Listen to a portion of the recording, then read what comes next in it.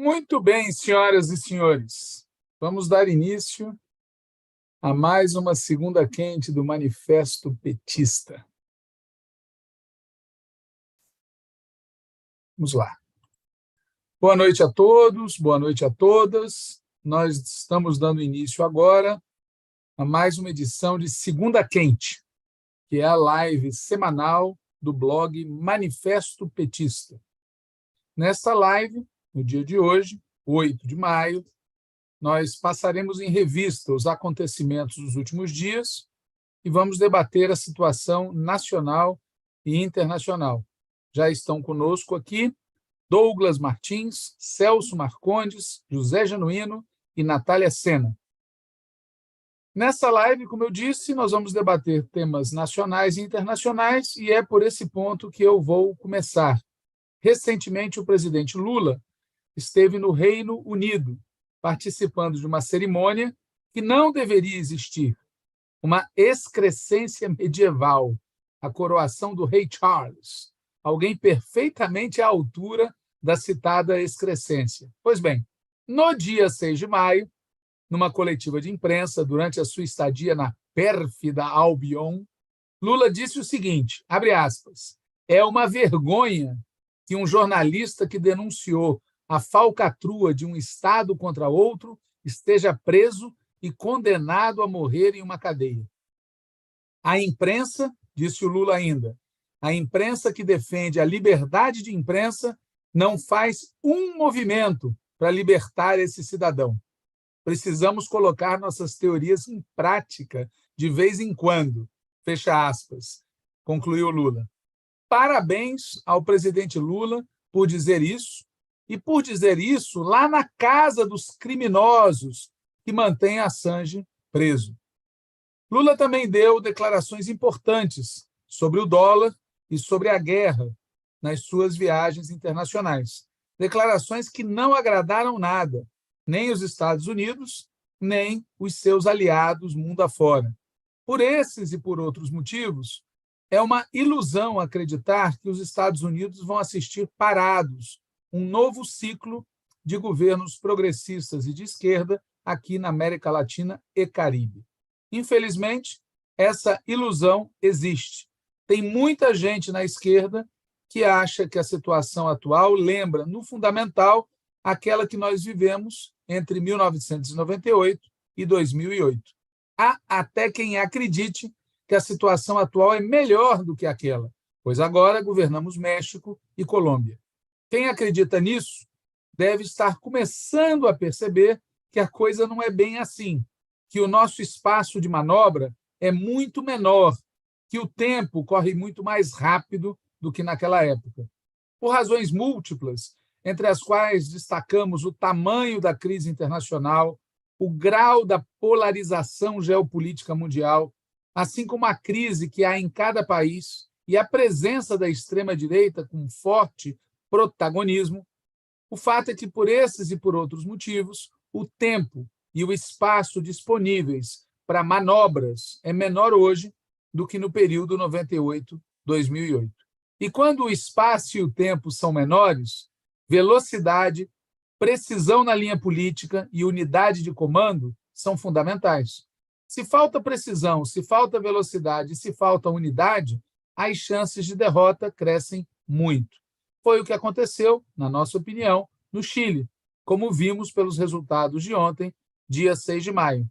Para quem não lembra do roteiro inteiro, começamos lá atrás, no golpe de Estado de 1973, depois, em 1980, a promulgação da Constituição pinochetista e neoliberal, que, apesar de vários governos da concertação, se manteve praticamente íntegra até 2019, quando explodiu aquela quase revolução nas ruas do país Chile, e uma parte da elite política do país, inclusive uma parte da esquerda, fez um acordo para tentar, na nossa opinião, conter a revolta.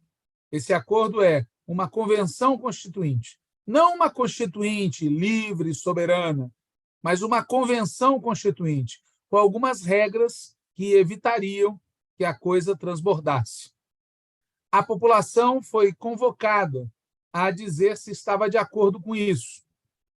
E, no dia 25 de outubro de 2020, 5.899.683 chilenos e chilenas, 78% dos que votaram, disseram que sim, queriam uma nova Constituição. Mas já naquela ocasião, 1.634.506 disseram que não. 21% da população, desde o início, disse: queremos manter a Constituição pinochetista. E notem que, naquele momento, dos 14.855.000 eleitores, só, entre aspas, 7,5 milhões, ou seja, uma parte importante, mas mais ou menos a metade do eleitorado compareceu para votar. Nesse mesmo momento, a maioria disse que queria que a Constituição fosse elaborada por uma convenção constitucional. A alternativa era a chamada Convenção Constitucional Mista, da qual participariam os parlamentares normais. Com 58% de participação do total do eleitorado e com uma maioria, como já dito, de 78% a 21%, prevaleceu, então, a Constituição, a Convenção Constitucional. Essa Convenção Constitucional ela foi eleita no dia 16 de maio de 2021. Naquela ocasião, a coalizão apresentada pela direita chilena teve 19% dos votos. Portanto, um tamanho parecido com aqueles que disseram que não queriam mexer na Constituição. As candidaturas independentes, as candidaturas de esquerda e as candidaturas progressistas tiveram maioria entre os convencionais. E teve início, então, os trabalhos da Constituinte. Há diferentes interpretações sobre o que foi o resultado desse trabalho. Alguns acham que se exagerou na mão, que se radicalizou em temas que contribuíram para com que a direita fizesse uma campanha contra o texto. O fato é que, em setembro de 2022, 4 de setembro de 2022, a população, por maioria de votos, rechaçou o texto constitucional elaborado. 61%, quase 62%, disseram não ao texto que havia sido produzido. E 38% disseram sim. Vejam que já estava em curso um processo de alteração na correlação de forças, algo que já se havia visto quando da eleição do presidente, em que a disputa ficou polarizada entre Boric e Kast, esquerda e extrema-direita. E agora, novamente, nós tivemos a população sendo convocada para eleger um novo corpo constituinte. E nessa eleição que ocorreu no domingo, nessa eleição, a extrema-direita e a direita deram uma lapada em nós. O Partido Republicano de extrema-direita, do José Antônio Castro, terá sozinho 22 cadeiras, num total de 51. Já a coalizão liderada pelo Boric ficou com 17 cadeiras. E a direita normal, que lá no Chile não tem nada de normal, conquistou 11. Portanto, 22 cadeiras da extrema-direita, mais 11 cadeiras da direita normal, 33. Número suficiente para que a direita faça o que quiser, do ponto de vista legal. Para vocês lembrarem, na Constituinte anterior, do total de 155 convencionais, o centro-esquerda tinha 117. Agora, os números são os que eu apresentei, 33 em 51. Muito bem. Há todo um debate sobre os motivos do ocorrido, há causas específicas e há também um debate sobre as consequências do que ocorreu. O governo Boric terá que coabitar com essa convenção. Como chegará o governo Boric até as próximas eleições? O fato é que, para além do debate acerca do que ocorreu no Chile, há um debate sobre o que está ocorrendo na América Latina. Aliás, a extrema-direita, nas redes sociais, ontem e hoje, pululava de alegria. Dizia, primeiro foi o Paraguai, onde as forças de direita conseguiram um grande triunfo. Depois, o Chile, onde as forças de direita conseguiram um grande triunfo. Eles estão contando que no dia 29 de outubro consigam também um triunfo na Argentina. Estão contando que as tensões que dividem a esquerda boliviana também permitam a eles um triunfo nas eleições presidenciais de 2025. Na Colômbia, como todo mundo está vendo, cresce a tensão sobre o governo Petro.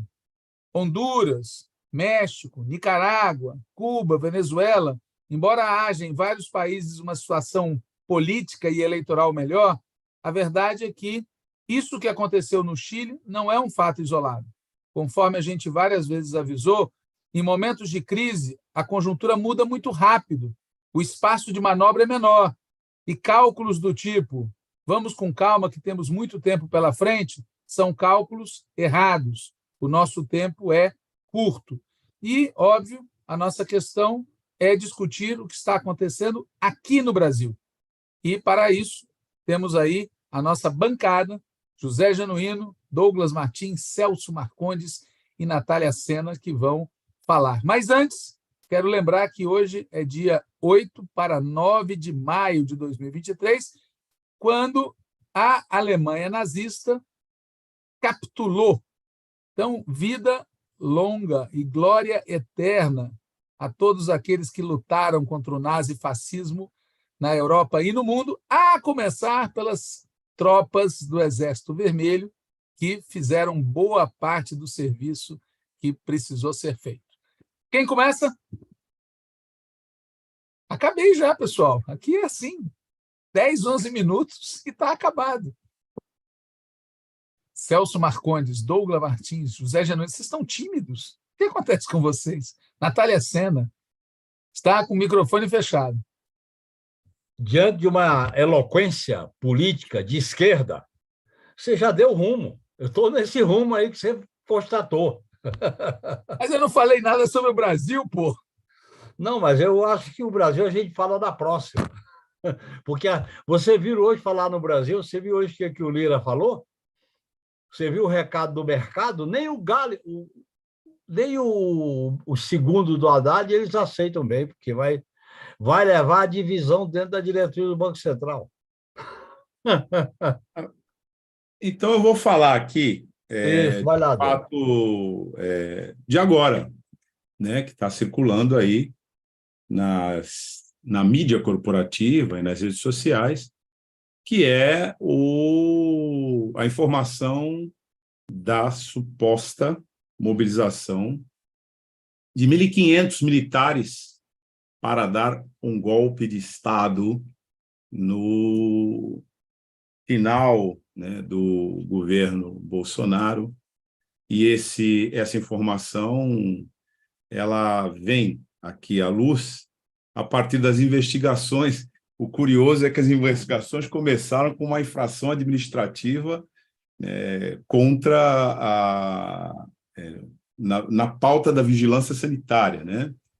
A fraude, né, dos cartões de vacinação foram levando, né, aos personagens que tramaram essa fraude, mas aí os celulares apreendidos foram dando conta de que outros diálogos estavam em curso. Então, o que se informa agora é que o ex-major do Exército,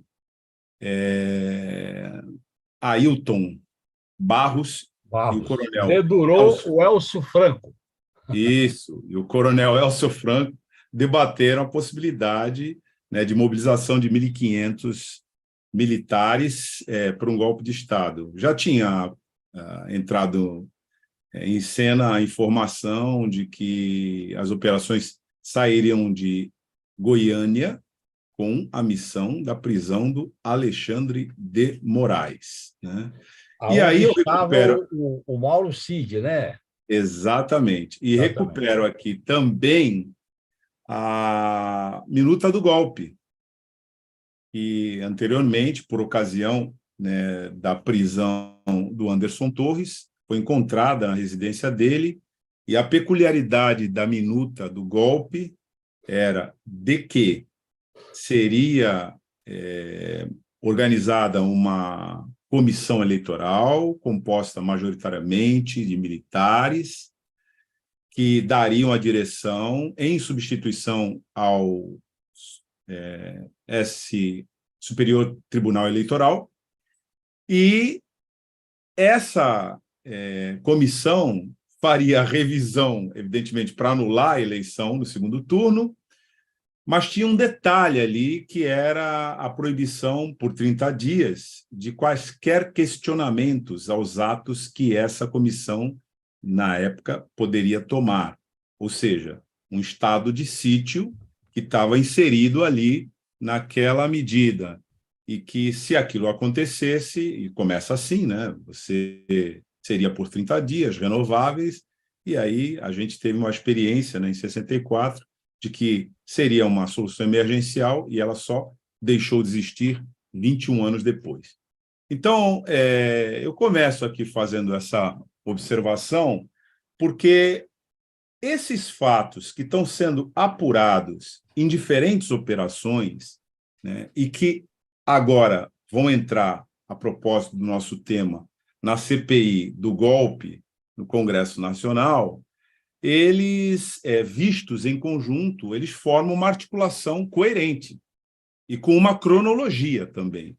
Inclusive, permite outras avaliações sobre a fuga do inominável para os Estados Unidos, enquanto se preparava a movimentação, né, do 8 de janeiro, em meio a todos esses contatos e mobilizações com esses oficiais que estão sendo presos nesse momento. E veja só, a partir de outras investigações, mas na medida em que chegam as informações mais íntimas, né, ou mais particulares deles, vai escancarando como eles estavam se articulando para esse golpe. Então, como a gente vai falar também da conjuntura nacional, acho que essa questão que vem sendo colocada aos poucos, pelo menos para nós, em termos de revelação das investigações que estão sendo feitas pela Polícia Federal, elas dão conta de que existia uma mobilização de organização consistente e coerente aí nesse período. Portanto, essa questão vai ser examinada no Congresso, através da CPI do golpe.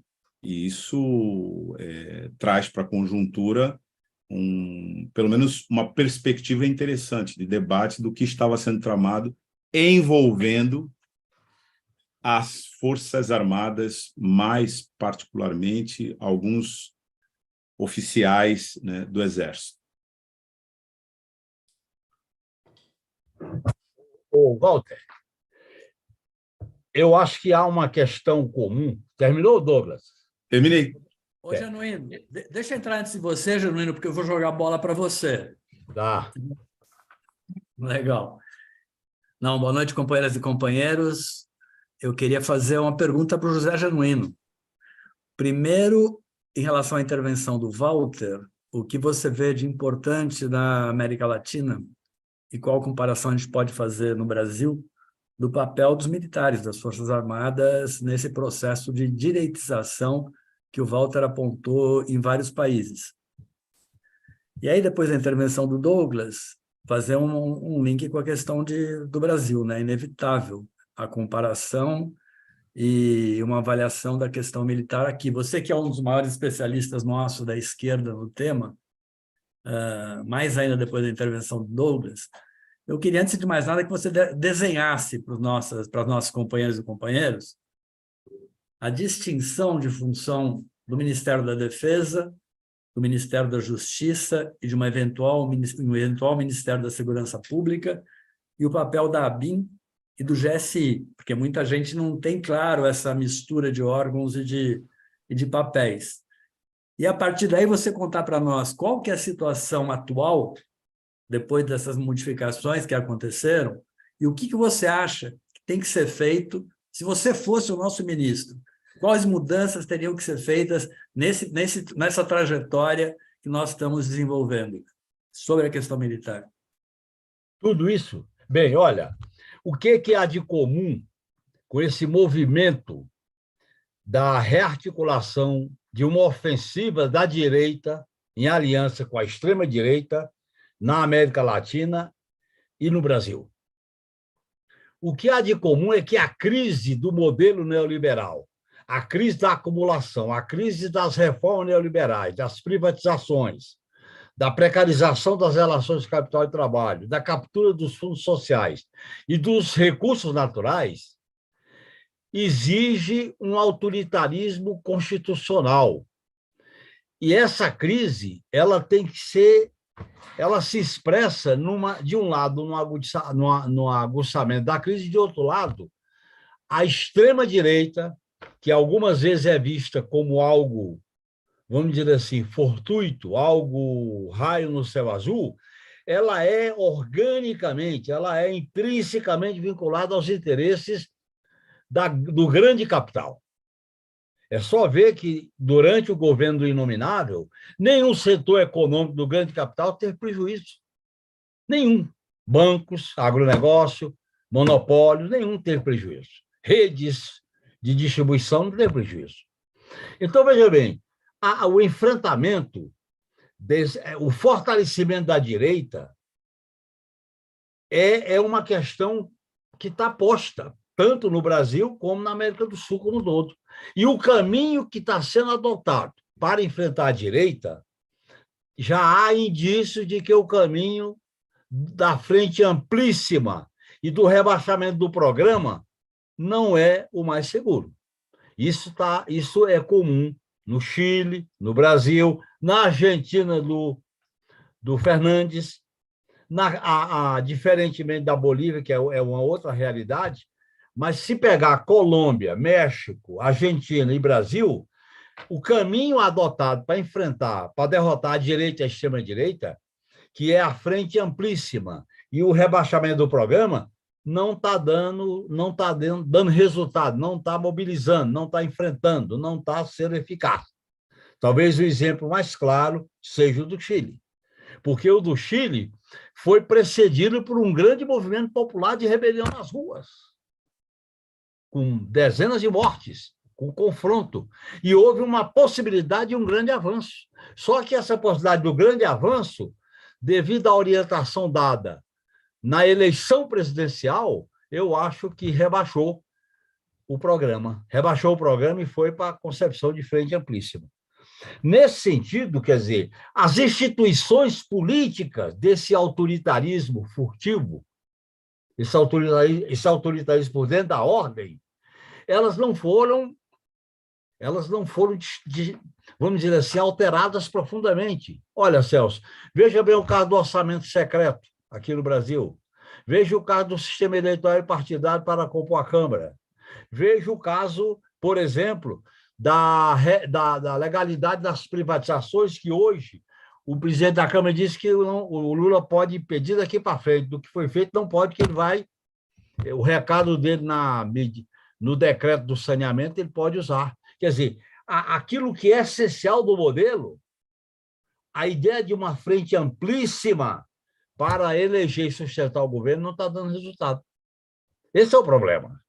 Quer dizer, e como nós vamos definir uma estratégia de enfrentamento, de mobilização, de disputa política para uma contra-hegemonia mais ofensiva? Isso é o que está junto. A ideia da união, a ideia da pacificação, a ideia da união nacional não está dando condições à esquerda para construir uma governabilidade que realize o seu programa. Nesse sentido, os recados do Chile são muito contundentes para nós aqui no Brasil. E só ver os últimos fatos. O saneamento, hoje esse episódio da Petrobras, e o mercado é ousado. Quer dizer, ao indicar o Galip para o Banco Central, o mercado se dividiu e reagiu mal. Disse o seguinte: não, isso é o nome do Lula para a diretoria do Banco Central. Isso é inaceitável. Então, olha bem, eles têm alguns bunker que eles são imexíveis. Privatização é imexível. Banco Central é imexível.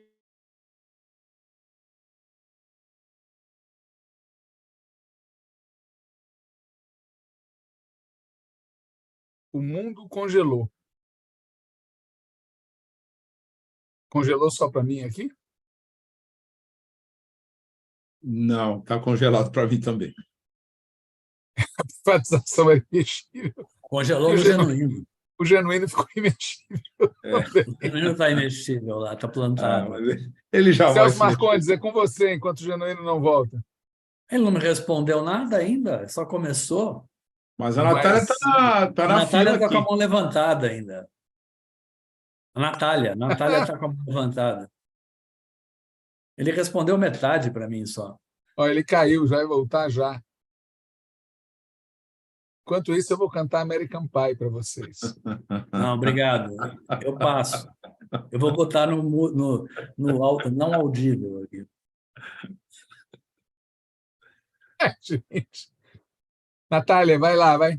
Nós não Natália sabemos se o levantou a Genuíno vai mão. voltar. Sim, gente, só um minutinho. Então, vou aproveitar que Genuíno caiu, pegar um gancho no que ele estava falando por último, sobre essa questão do significado dessa, o que está sendo chamado de dificuldade de articulação do governo no Congresso, né? Eu acho que é importante que a gente discuta um pouco mais a fundo isso, para além do que está visível, né? Que bom, teve derrotas, concretamente, a do marco de saneamento é uma delas, foi uma derrota. O placar, se a gente olhar, é um placar à lá governo Bolsonaro, os números são parecidos com as derrotas que a gente tinha quando a gente estava na oposição ao governo Bolsonaro, nos últimos anos. E, para além desse, teve outro fato na semana passada também, que é o do projeto de lei das fake news, que não foi derrotado, mas foi retirado de pauta, e o motivo da retirada de pauta foi também que não tinha os votos, né? E esse projeto das fake news, inclusive, ele está envolto a um debate ideológico com a extrema-direita muito profundo, né? Que as redes, as plataformas virtuais e todas as mentiras e as distorções que eles fazem nesses instrumentos são ferramentas muito importantes da disputa ideológica feita pelo lado de lá, né? E eles demonstraram que, enfim, numa mínima tentativa de qualquer regulação, de qualquer controle sobre isso, a reação veio muito forte. Esse projeto foi retirado de pauta porque o governo não tinha os votos para aprovar, né? Então, a gente está numa situação que são 5 meses de governo, ainda não teve nenhuma votação importante e já vislumbramos, já vivenciamos derrotas nesse campo, né? Mas, para além da derrota do projeto em si, no caso do marco do saneamento e no caso das fake news, não foi uma derrota, mas acaba sendo politicamente, porque a retirada de pauta foi em razão de não ter condições de aprovação, né?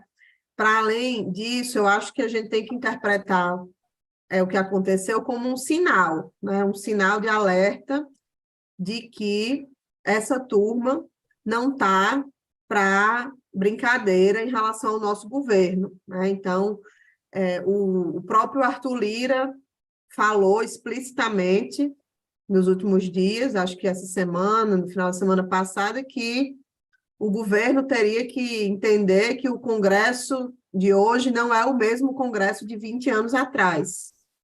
É um Congresso, aí, né, falando agora nós mesmos, é um Congresso mais de direita, né, mais ideológico e com menos margem de manobra nos termos do que, né, o presidente Lula se acostumou, enfim, fez no início dos outros governos, se acostumou a fazer os termos das negociações que eram feitas. Então, hoje, já está muito nítido que vai ser muito mais difícil formar uma maioria no Congresso, a partir de negociações, de articulações, dessas formas tradicionais da política institucional, está muito nítido que vai ser mais difícil. E, de outro lado, a gente não tem um ambiente social que favoreça, que esteja trabalhando no sentido de pressão de fora para dentro. Então, não tem luta social, não tem partido mobilizado, né? O MST sendo criminalizado através da criação dessa CPI, né? E, inclusive, com declarações endossando isso, a criminalização da luta do MST por parte de alguns ministros nossos, o que é totalmente desnecessário, para dizer o mínimo. Então, enfim, tem um ambiente que a situação do Congresso ela é muito mais difícil do que foi há 20 anos atrás, a situação fora do Congresso, do ponto de vista da luta social, é fragilíssima, né, do ponto de vista do partido, dos movimentos, e tudo isso num ambiente onde a tática adotada, como o Genuíno estava dizendo, foi a tática da frente amplíssima, né? Onde muita gente dizia que não ia rebaixar o programa, era só para a gente ganhar, que não ia, que era para garantir a governabilidade, e o que a gente está vendo é que, sim, está rebaixando o programa, é só pegar o caso do arcabouço fiscal. O arcabouço fiscal, que temos inúmeras críticas, né? A esquerda, no geral, tem inúmeras críticas, e o relator, escolhido por Lira, em quem nós votamos, já disse com todas as letras que vai endurecer, ou seja, vai aumentar o arroxo em relação à proposta que veio do Ministério da Fazenda. O próprio projeto de lei das fake news, que foi retirado de pauta semana passada, já havia diversas concessões feitas ali, né, que significam rebaixamento programático no debate da comunicação, da regulação da mídia, por exemplo. Então, tem rebaixamento programático e não tem governabilidade, porque, enfim, as derrotas do Congresso e a dificuldade na formação dessa maioria para aprovar pequenas coisas não está dada, né?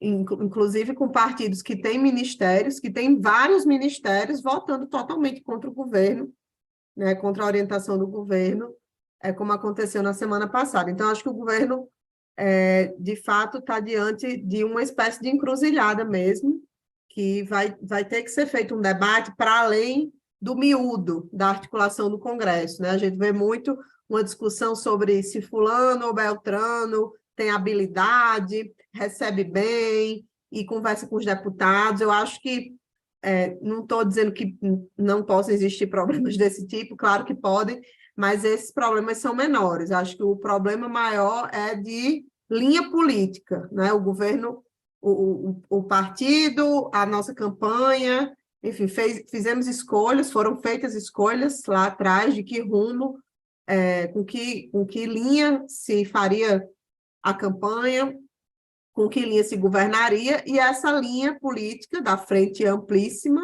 está se mostrando ineficaz até para os objetivos pragmáticos de governabilidade institucional, né? Não está servindo nem para aprovar o mínimo.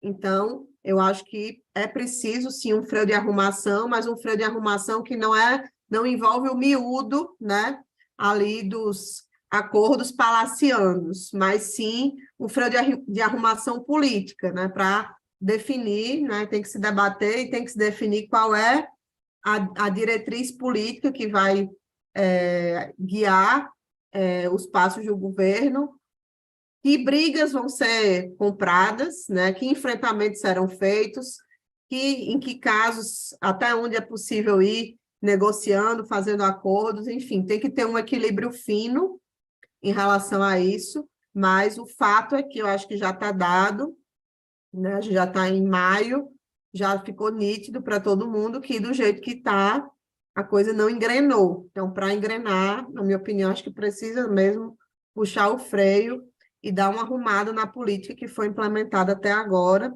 antes que seja tarde. É isso.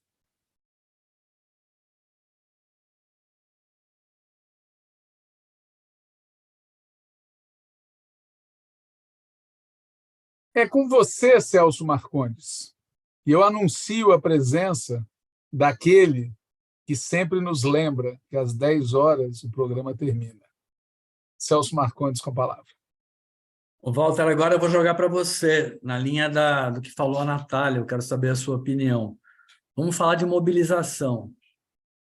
3 eventos importantes do último período. Primeiro, o 1º de maio, que até onde eu cheguei foi extremamente limitado, né? Aqui em São Paulo em particular. Segundo, que a Natália já tocou, o MST. O MST retomou o processo que ele sempre faz, de ocupação de terras improdutivas, e ganhou uma CPI na testa, que vai ser instalada em breve. E terceiro, que é teu departamento, Walter, que é a mobilização pela revogação da reforma do ensino médio, que teve um pico, era esperado uma manifestação grande, né? Qual foi o último dia que era para ter uma manifestação maior de todas e que unificaria todo mundo? Foi agora há pouco tempo, né? 26 de abril. Isso, 26, era essa que estava na minha cabeça. 26 de abril, até onde eu sei, também não foi o que se esperava. E hoje nós estamos numa situação em que esse tema, que é crucial, ficou para trás, o Lula pedindo para congelar a discussão e falando até aqui da revisão, não da revogação da reforma. Então, na linha do que a Natália falou, eu queria que você fizesse uma avaliação, quer dizer, a mobilização não está acontecendo. E onde está acontecendo, ela está tendo obstáculos enormes. Como é que você está avaliando isso? A avaliação factual que eu faço é essa. 26 de abril, a mobilização foi muito pequena, 1º de maio, a mobilização foi muito pequena, e o Movimento Sem Terra, até onde eu sei, decidiu mobilizar com moderação e, mesmo assim, sofreu uma contrapressão vinda, inclusive, do governo, ou pelo menos de alguns ministros, ou pelo menos de um ministro em particular. Então, há dificuldade real de mobilização, por um lado, e há uma atitude em alguns setores do governo que não contribui para isso. E aí o que eu acho que a gente devia enfatizar é o que está sob nossa governabilidade. Primeiro, o governo. Você tem o presidente da República, que faz falas positivas pela esquerda, mas isso não se traduz numa ação de conjunto do governo, no sentido de entender que precisa ter mobilização. Por exemplo, o tema da tributação. O tema da tributação é chave. Se não tiver mudança, se não tiver cobrança de imposto dos ricos, não tem recurso suficiente para bancar as políticas sociais e para bancar as políticas de investimento.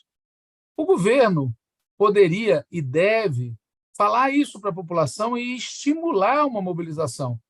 Estimular uma mobilização, inclusive, apelando para ideias-força que, no passado, governos muito mais moderados utilizaram. Por que o Juscelino Kubitschek pode falar 50 anos em 5? Por que o petróleo é nosso vira uma campanha de massa num determinado momento e a gente não é capaz disso? Então, acho que é possível o governo cumprir um papel, sim. Segundo, o próprio partido. Nós vamos ter eleição municipal ano que vem. Nós vamos entrar nessa eleição como? Com freio de mão puxado, fazendo acertos por cima, ou nós vamos fazer das eleições municipais uma mobilização intensa? O sinal, até o momento, é ruim. A decisão de prorrogar os mandatos fez a gente perder. Os mandatos, as direções partidárias, fez com que a gente perdesse um motivo para convocar pelo menos 2,5 milhões de pessoas a se mobilizar e a buscar afiliar ao partido de maneira ativa outro tanto. Nada disso foi feito. E, por fim, no âmbito dos próprios movimentos, tem muita coisa que depende de nós, na minha opinião. Eu pergunto, sinceramente, a quantidade de pessoas que tinha no Vale do Anhangabaú, centro de São Paulo, para ouvir o Lula e ouvir os dirigentes sindicais, só se explica porque as próprias máquinas sindicais não mobilizaram, trataram de maneira absolutamente burocrática. Não é as massas que não compareceram, a vanguarda não compareceu. Então, existe uma atitude, na minha opinião, predominante, numa parte, pelo menos, da esquerda, de achar que a mobilização não é necessária, não é imprescindível, e, no fundo, isso é se render a correlação de forças que existe na institucionalidade. Bom, por quais motivos existe esse tipo de concepção? Acho que os motivos são variados, mas isso tem que ser alterado. A população, uma parte dela, tem todos os motivos do mundo para se mobilizar. Uma parte não tem, uma parte não vai se mobilizar, mesmo tendo motivos. Agora, eu acho que a gente tem que olhar para nós. O que nós estamos fazendo é aquém do possível, é aquém do necessário. Nós estamos tomando decisões que desmobilizam ao invés de mobilizar. E eu acho que a gente passa, por fim, a ideia, essa é uma ideia que aparece no cotidiano do PT, da maneira mais, enfim, nem sei que palavra usar para ser educado, que é essa transferência para a pessoa do Lula de todas as responsabilidades, todos os encargos, todas as soluções, todas as genialidades. Quer dizer, quem faz isso achando que isso é uma boa, está, na verdade, estimulando as pessoas a ficar passivas enquanto o Lula resolve, e não resolverá, pessoal. Todos nós sabemos disso. Quer dizer, ou tem mobilização, nós vamos ficar prisioneiros do Lira, prisioneiros do Xandão, que quando decide estar do nosso lado funciona, mas quando decide ser contra, funciona também. Prisioneiros dos generais. Olha aí o general Amaro, indicado para o GSI, já dizendo-se contra a posição de reduzir a participação dos militares na política, quando, na verdade, ele não devia nem falar a respeito. Não é da competência dele opinar sobre isso. O cara acaba de ser indicado e já vai. E diz, não, mas isso eu estou falando enquanto pessoa, não enquanto GSI. Mas que papo é esse? Ele não podia fazer isso. Então, assim, eu acho que tem espaço, viu, Celso? Eu não sou adepto, como o Gabriele disse hoje de manhã, eu também não sou adepto da crise de direção. Acho que tem fatores sociais que explicam uma certa passividade, enquanto que do lado da direita tem muita mobilização. Mas eu acho que tem um elemento, sim, de comportamento político. E isso começa pelo PT. O PT tinha que fazer, na minha opinião, escolher pautas, escolher temas. Eu acho que o tema, por exemplo, da tributação, de cobrar imposto dos ricos para garantir desenvolvimento e política social, é um tema central. Cerrei. O Rui Falcão, que aqui está entre nós, talvez queira falar algo. Sim. Não, primeiro essa observação do general Amaro. Eu ia falar sobre isso, você já falou, mas é mais grave do que ele dar palpite. O Capelli, que estava sendo um bom interventor, digamos assim, tinha demitido 87 militares do GSI. E a discussão era de que podia acabar com o GSI, ou, se não acabasse, o GSI ia ter controle civil. Esse debate foi feito. De repente, aparece a nomeação de um general, e já diz a imprensa que só o PT acredita que militar é amigo do peito.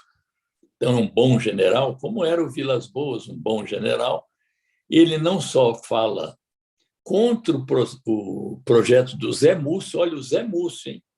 Zé Múcio teve coragem, depois de dizer que os acampamentos eram democráticos, ele propôs que militar, quando se candidata, vá para a reserva, perdendo ou ganhando, né? E aí o general diz que é contra isso e diz mais, que vai retomar a segurança pessoal do Lula, que tinha se deslocado para a Polícia Federal, que já mobilizou 300 policiais para cuidar disso, estava indo bem. E aí, com que autoridade? Ele falou em nome do Lula? O Lula autorizou isso? O militar pode dar opinião política? Ele está dando, né? E a outra coisa sobre essas questões do que leva o povo a se mobilizar, né? Primeiro, hoje saiu uma matéria, 40 e poucos % da população está inadimplente e quase 40% das empresas, quase 40% foi o número de falências que cresceu esse ano em relação ao ano passado, mais do que os pedidos de recuperação judicial. Então, nós tínhamos um programa chamado Desenrola Brasil. Nós já estamos entrando no 5º mês de governo. Cadê o Desenrola? Porque o Desenrola era uma tábua de salvação para aqueles que estão endividados. Não só era uma maneira de dialogar com esses setores, cumprindo parte do nosso programa, como também isso ajuda a economia a se movimentar. Nós estamos tomando muita medida pontual. Por exemplo, o governo resolveu antecipar o pagamento do 13º dos aposentados e pensionistas, coisa que o Bolsonaro tinha feito também. Nós estamos fazendo um pouquinho antes. Tudo para tentar, eu acho, nesse caso, para também movimentar a economia. E as grandes questões para movimentar a economia, elas estão represadas, porque nós estamos focados no tal do marco fiscal, que, como todos dizem, vai depender em grande medida da arrecadação. E não há como aumentar a arrecadação, Walter, por mais que o Haddad tenha soluções criativas, a não ser cobrar imposto dos ricos. Porque não existe política tributária de ganha-ganha. Alguém ganha, alguém perde. Nós não vamos empobrecer os ricos, mas pode tirar um pouquinho deles que não vai deixar ninguém pobre. Mas ajuda muito na arrecadação e ajuda muito a mobilização também em campanhas. Nós vamos entrar na reforma tributária este ano e não há nenhuma mobilização em torno da reforma tributária. Por quê? Porque a fase inicial não toca na questão dos ricos. A fase inicial é só simplificação, unificação e mexer com a questão do consumo sem retirar o peso dos impostos sobre o consumo de forma significativa. Então, tem razões, a meu ver, estruturais nessa questão. Falta um projeto mais geral, não que as medidas pontuais sejam ruins, o Minha Casa Minha Vida é boa, a questão do Bolsa Família é boa, o Mais Médicos. De efeito imediato, nós só temos o Bolsa Família, a aposentadoria, o 13º antecipado e a redução do imposto de renda, em relação à qual há muita reclamação e dizendo que vai ser uma irresponsabilidade fiscal querer isentar, num certo período, quem ganha até R$5.000. Então, essas medidas elas têm que estar embaladas num projeto mais geral, de ofensiva, e nós estamos vivendo uma fase de defensiva. E quando a classe dominante, seus representantes no parlamento, percebem que o governo está na defensiva, eles avançam.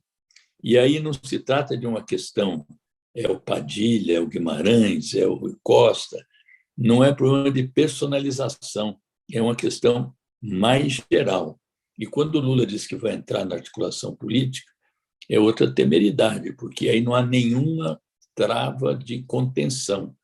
É ele diretamente com os interlocutores, quando isso deveria ser feito por terceiros, para que ele fosse o árbitro dos conflitos. Mas estou falando aqui em caráter pessoal, não como presidente da CCJ.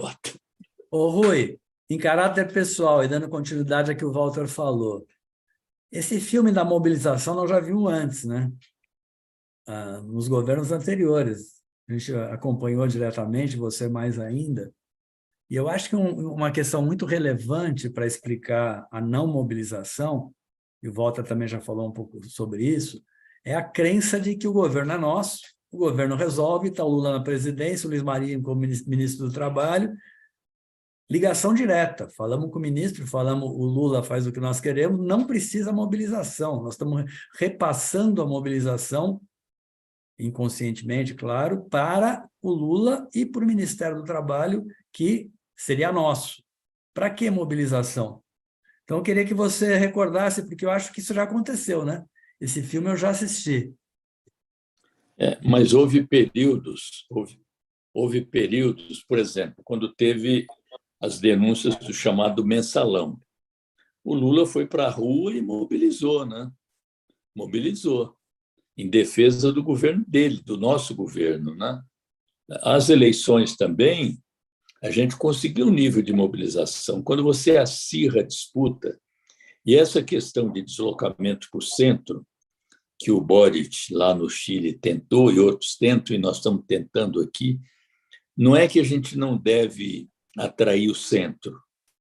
O problema é que o centro se desloca onde ele vê interesses, força política. Então, em vez da gente se deslocar para o centro, perdendo, inclusive, entusiasmo de uma boa parte da nossa base social, você tem que atrair o centro, não se deslocar para o centro, né? E esse nível de concessão, muitas vezes, ele desfigura o governo, né? E com um governo que não tem grande apelo, a não ser, às vezes, muitas vezes, um apelo pessoal, as pessoas não têm uma causa pela qual se mobilizar, não têm um objetivo, não têm um interesse de curto ou médio prazo para se mobilizar.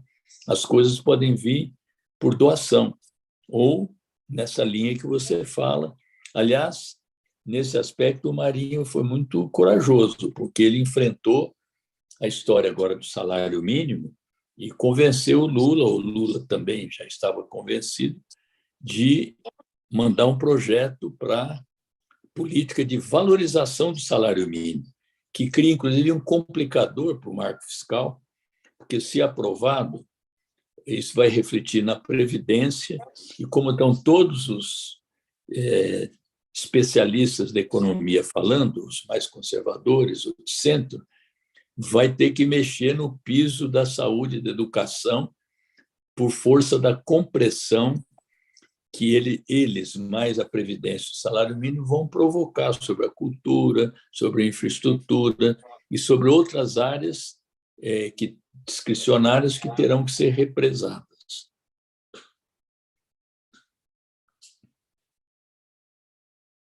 Esse é aquele momento em que o Celso dá uma opinião dele, em vez de ficar perguntando para os outros.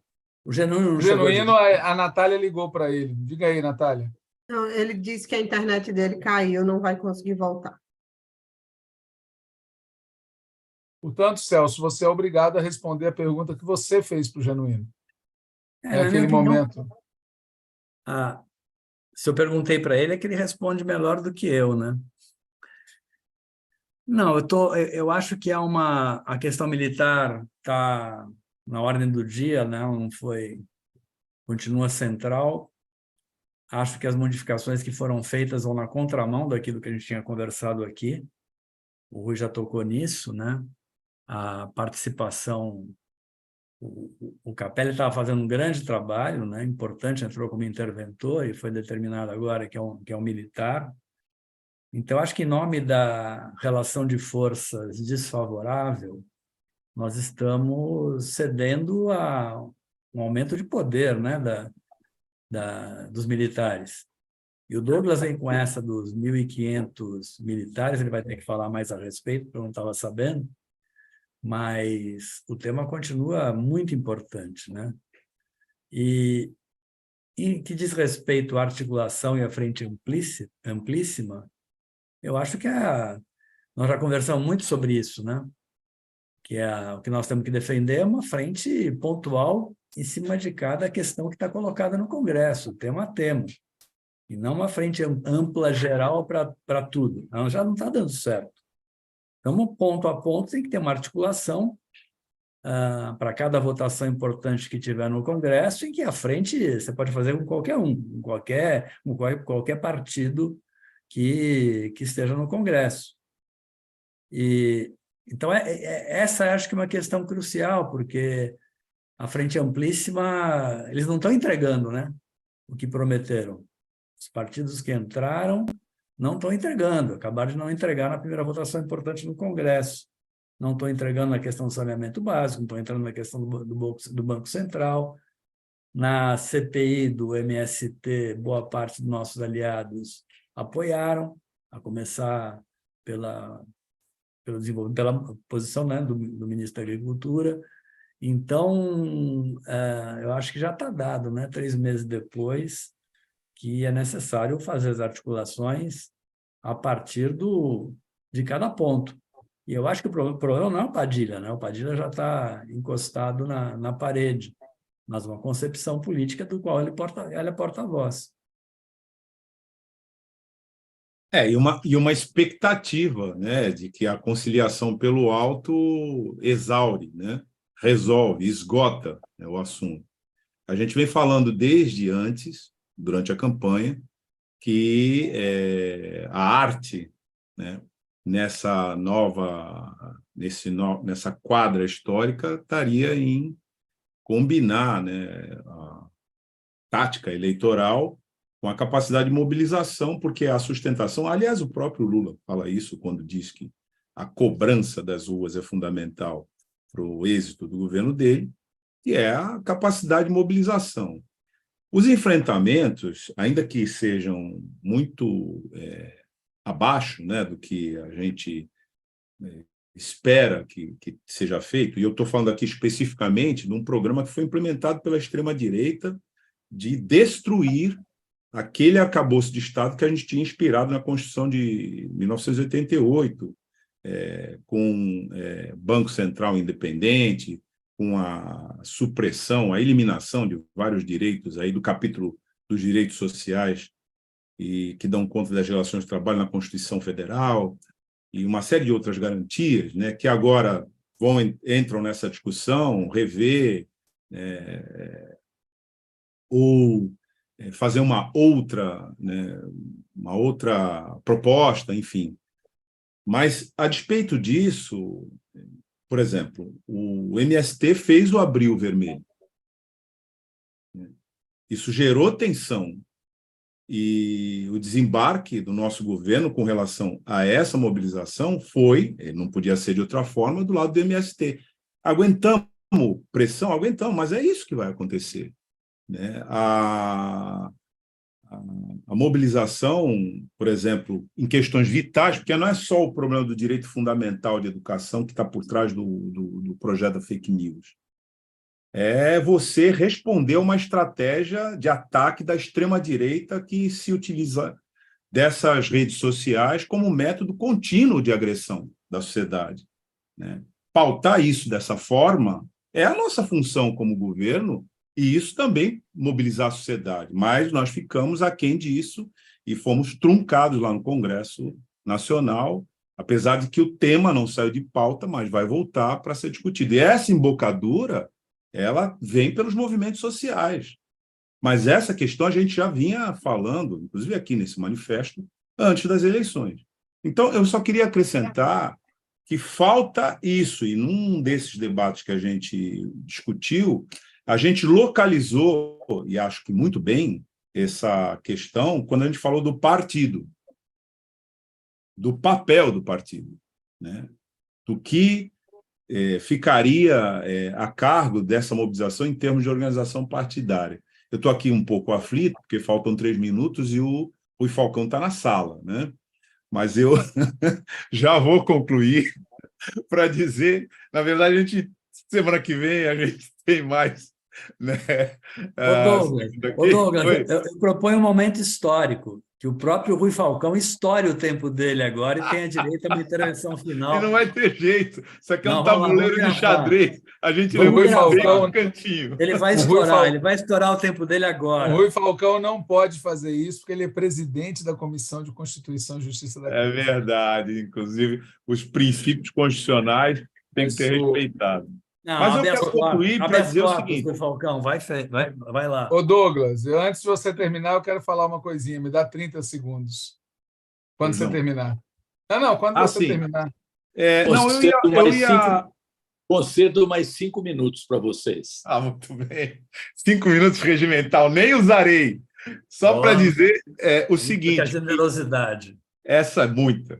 Que essa tensão, eu acho que a principal característica desse momento é essa tensão que a gente precisa discutir, que é necessária, porque a gente sabe dos limites da articulação pelo alto, mas que ela está posta aí e, por um lado, né, a gente não vai resolver isso indicando uma figura para dizer deixa comigo, qualquer que seja essa figura que eu vou resolver, porque a gente sabe que essa questão passa mesmo pela capacidade de articulação dos movimentos sociais. A gente abriu aqui, falando desse movimento, né, no subcontinente, e também pontuando a conjuntura específica do Brasil, que, veja só, em meio a essa situação toda, vai descobrindo uma articulação de um golpe de Estado em curso, vai ter que encarar isso na CPI do Congresso. Aliás, ainda que a gente esteja terminando, eu gostaria que o Rui falasse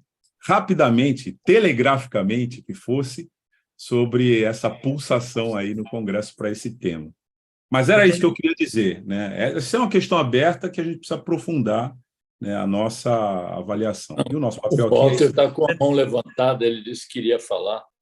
Walter, você tem 15 minutos, Walter. Não, eu tenho 15 segundos. Pedir a todos vocês que estão nos ouvindo ou que venham a nos ouvir depois e que sejam professores universitários ou conheçam professores universitários e professoras que lembrem que nos dias 10 e 11 de maio, portanto, agora, quarta e quinta-feira, acontece a eleição do Andes Sindicato Nacional. Nós estamos em campanha ativíssima pela Chapa 3 Renova Andes, inclusive a Maria Carlotto, que é da nossa bancada, é candidata à direção nacional do Andes. Era só isso que eu queria falar. Rui Falcão com a palavra. Para avisar, Walter, eu consegui hoje falar com o Padilha. E ele falou, o que é isso? É do Valtinho? Eu pressuponho que ele tivesse recebido a sua mensagem. De qualquer maneira, eu reforcei. Ele ficou de dar a resposta. É possível, portanto, que segunda-feira o Manifesto Petista possa estar ouvindo o nosso ministro da Secretaria de Relações Institucionais, o deputado companheiro Alexandre Padilha. Esse tipo de intimidade é perigosa no ar, então. O que vão pensar? O pessoal da base aliada. Eu vou começar a receber telefonemas. Celso, eu não vou falar nada. Porque eu não vou falar nada. O único personagem da história da cultura nacional que é simpaticíssimo e caracterizado por se pronunciar para os seus amigos sempre no diminutivo era o Vinícius de Moraes. Essa era uma característica do poeta, né? Valtinho, Douglas, Ruizinho. Eu só lembro dessas coisas do Gilberto Freire, explicando por que o diminutivo é tão comum na cultura nacional. Mas deixa para lá, vamos lá. Sigamos em frente. Ô, Walter, tem que agradecer quem está nos acompanhando aqui, né? A Wanda Conte, o Jorge Schroeder, a Marilena Pontes, a Jo Menezes, a Shirley Souza, deixa eu ver quem mais, o Silvio Queiroz, o Humberto Amaducci, deixa eu ver quem mais, a Maria Miranda, a Rita Camacho. A Rita Camacho é nossa companheira do Manifesto, e hoje não pôde estar aqui presente, mas ela está lá nos bastidores, acompanhando tudo que a gente fala e depois ela vai criticar. A Rosa Giovanni, o Josafá Maciel, esse Silvio Queiroz, Sônia Hipólito, Zulamar Juarez, Neuza Jesus Duque, Renesseia de Melo. É isso. Agradecer a todos eles que estão nos acompanhando aqui. Às 22h03. Muito bem. Com essa concessão, a gente termina, então, o nosso programa de hoje, agradecendo ao Rui Falcão por ele ter concedido 3 minutos a mais, o que certamente se deve ao fato de que deve haver algum atraso. Ele já viu o episódio da série Criação. Mas, Walter, ele ia fazer as considerações finais aqui. E ele está na margem de erro. Ô, Walter, 3 minutos a mais ou a menos é margem de erro. O Walter está sendo mais Rui Falcão do que o Rui Falcão hoje. Isso não é concessão nenhuma. Vamos conversar mais um pouco, mais uns 10 minutos. E ele termina esse programa, Rui Falcão. Termina o programa. Bom, foi bom ter alcançado ainda o debate aqui. Eu não peguei desde o começo, estava trabalhando, mas boa noite a todos e todas. Voltaremos na próxima segunda, às 21h, como sempre, das 21h às 22h. Boa noite. Boa noite. Boa noite.